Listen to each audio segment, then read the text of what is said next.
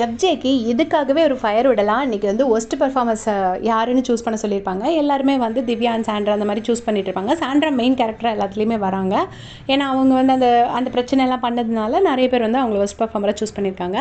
FJ வந்துட்டு சொல்கிறாரு, அவங்க ஒரு டாஸ்கோட பங்காக அவங்க அதை செஞ்சாங்கன்னா நான் வந்து அவங்கள ஒஸ்ட் பெர்ஃபார்மராக சூஸ் பண்ண முடியாதுன்னு சொல்லிட்டு வியானாவை சொல்கிறாங்க. நான் வந்து வியானாவை ஒஸ்ட் பெர்ஃபார்மர்னு சொல்லுவேன்.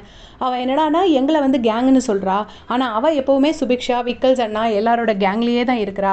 அப்புறம் எப்போவுமே வந்து எல்லாரோட நிழலையே தான் இருக்கிறா. அதுக்கப்புறம் என்னென்னா கோவம் வராது, ரொம்ப ஸ்வீட் மாதிரி நடிக்கிறா. ஆனால் அது அப்படி கிடையாது. அன்றைக்கி என்னென்னா யாரோ பேசும்போது சாண்ட்ராக்கா கூட சண்டை வரும்போது ஹேன்னு இப்படி கையை தூக்கிட்டு இப்படி அடிக்க வந்தா. ஆனால் அதை அப்படியே விட்டுட்டா. ஆனால் என்ன வியானா அப்படின்னு கேட்டேன். அப்படியே டக்குன்னு அப்படியே ஆஃப் ஆகிட்டா. ஸோ உள்ளே வந்து ரொம்ப ஸ்வீட்டாக இருக்கிற, உள்ளே வந்து நிறைய வெஞ்சன்ஸ் வச்சுட்டு வெளியில் ரொம்ப ஸ்வீட்டாக இருக்கிற மாதிரி ஆக்ட் பண்ணிகிட்டு இருக்கா. அவளும் ஃபுல்லாக பார்வதிக்கும் திவாகருக்கும் என்ன சொல்கிறாங்களோ அதுக்கு ஒத்து ஊதிட்டு தான் இருக்கிறா அப்படின்னு சொல்லிட்டு எஃப்ஜே வந்து புட்டு வச்சுட்டாரு வியானா பற்றி.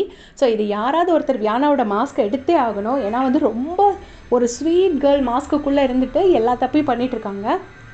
அதுக்கப்புறம் திவாகரை சொல்லுவாங்க. திவாகர் எப்போவுமே பார்வதியோட நிழல் தான். பார்வதி சொன்னால் தான் கேட்பாரு, பார்வதி சொல்கிறத தான் கேட்பாரு.